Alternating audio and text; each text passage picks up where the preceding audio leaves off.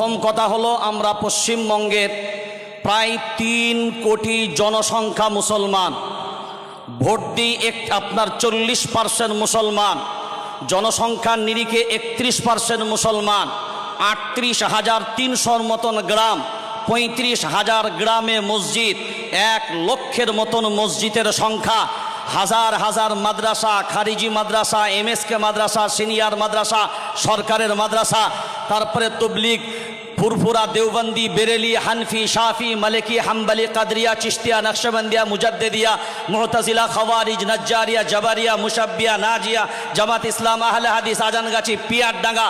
দলেরও অভাব নাই, মতেরও অভাব নাই, কিন্তু আজ যদি বাংলার 3 কোটি জনসংখ্যা মুসলমান দল ভুলে গিয়ে, কালার ভুলে গিয়ে, রং ভুলে গিয়ে, দল বুঝবে না, রং বুঝবে না, কালার বুঝবে না, এক কালিমার পরিচয় দিয়ে, এক রবের পরিচয় দিয়ে, এক নবীর পরিচয় দিয়ে, এক কিতাবের পরিচয় দিয়ে, এক ধর্মের পরিচয় দিয়ে, এক দ্বীনের পরিচয় দিয়ে, এক জাতির পরিচয় দিয়ে যদি এই 3 কোটি জনসংখ্যা মুসলমান একবার বাংলার মাটিতে বিভেদ ভুলে যদি ময়দানে নামে, আরে বাংলার মাটি না, সারা ভারতবর্ষের সমস্ত জালিম পর্যন্ত কম্পিত হতে বাধ্য হবে।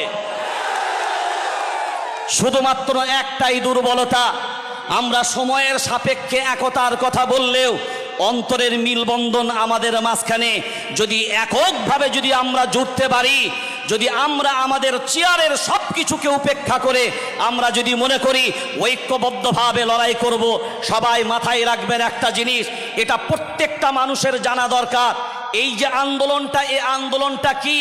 আপনারা সবাই মনে করছেন ওয়াক্ফ সম্পত্তির আন্দোলন, আসল লড়াইটা শুনে নেন, একটা ম্যাজিক মিডিয়ারাও দেখে নেন আর আপনারাও দেখে নেন আসলে ম্যাজিকটা কি।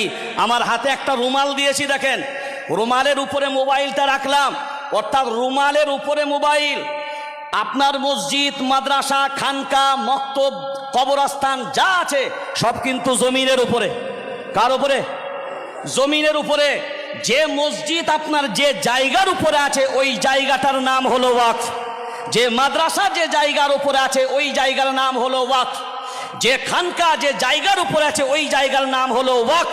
সরকার কুচক্রান্ত করে এই যে জায়গা নেব বলেছে, মানে জায়গা যদি টান দেয়, জায়গার উপরে মসজিদ, জায়গার উপরে মাদ্রাসা, জায়গার উপরে খানকা, জায়গার উপরে সব কিছু, তাহলে জায়গা টান দিলে মসজিদ থাকবে না যাবে?